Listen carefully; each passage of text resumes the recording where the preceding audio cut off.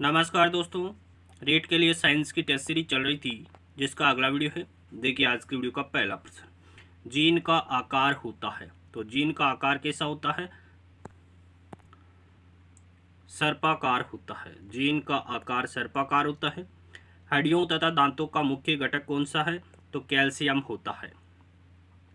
अगला प्रश्न देखिए, फ्रियोन 22 का सूत्र क्या है?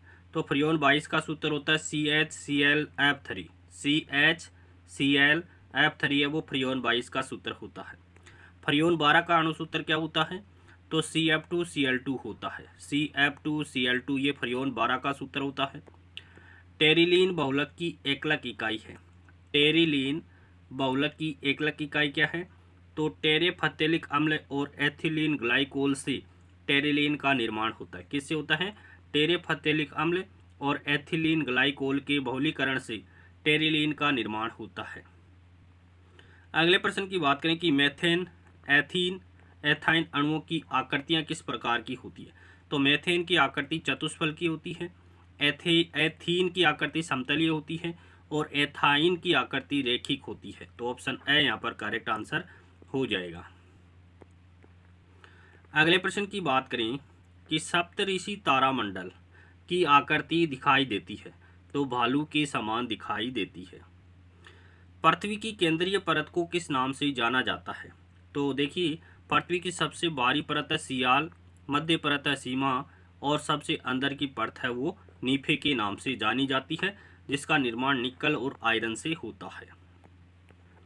अगले प्रश्न की बात करें कि स्वेस ने पृथ्वी को 3 परतों में विभाजित किया है, जिनके अनुसार सही कथन है।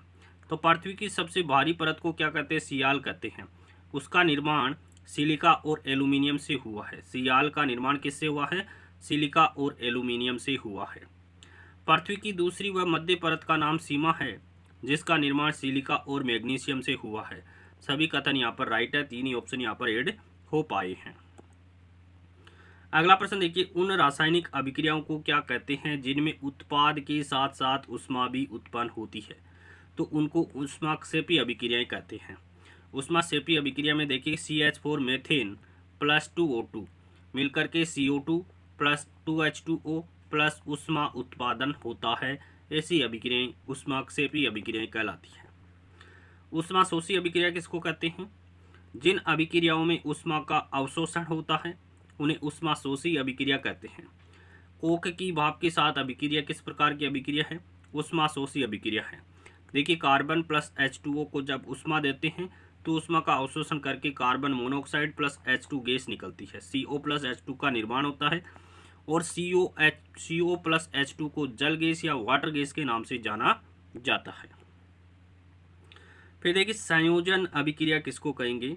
ऐसी रासायनिक अभिक्रिया जिसमें 2 या 2 से अधिक पदार्थ संयोजित होकर के एक नया पदार्थ या उत्पाद बनाते हैं, उसे संयोजन अभिक्रिया कहते हैं। C2H4 प्लस Br2 मिलकर के C2H4Br2 का निर्माण करते हैं। यह किस प्रकार की अभिक्रिया है? संयोजन अभिक्रिया है।